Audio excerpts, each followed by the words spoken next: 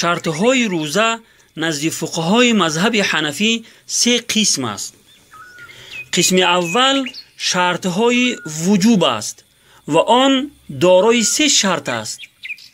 یعنی به شرط بر انسان روزه فرض می شود که در او این سه شرط وجود داشته باشد: یکم اسلام، دوم عقل، سوم بلوغ. اسلام یعنی مسلمان باشد، پس بر غیر مسلمان روزه فرض نمی شود. عقل یعنی عاقل باشد، پس بر انسانی از عقل بیگانه و انسانی که دیوانه است روزه فرض نمی شود. بلوغ یعنی به بلاغت رسیده باشد، پس بر کودک نابالغ روزه فرض نمی شود.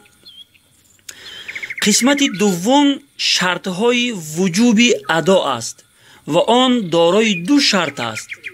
یعنی به شرط انجام و ادای روزه لازم می شود که این دو شرط وجود داشته باشد: یک صحتی و سلامتی، دیگر اقامت یعنی مقیم و در وطن بودن. پس بر انسانی که بیمار و یا در سفر است روزه گرفتن لازم نمی باشد. برای آنها اجازت است که روزه نگیرند، ولی بعد از صحت شدن و به وطن برگشتن چند روزی که روزه نگرفته اند قضا می دارند.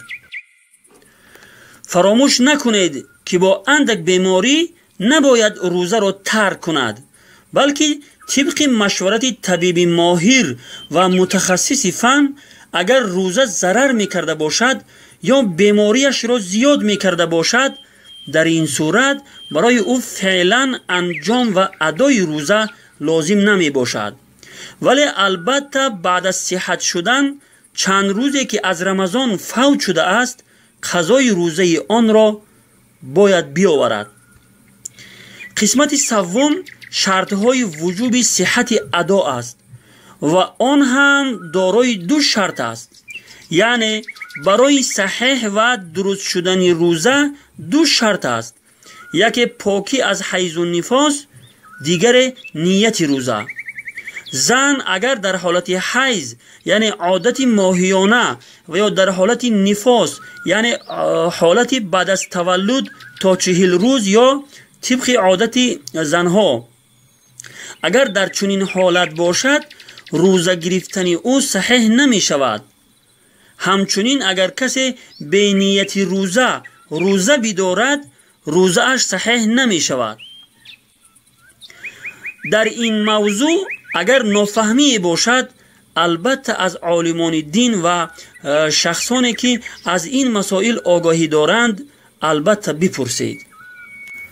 به حواله الفتاوی الهندیه معروف به فتاوای عالمگیری جلد 1 صفحه 215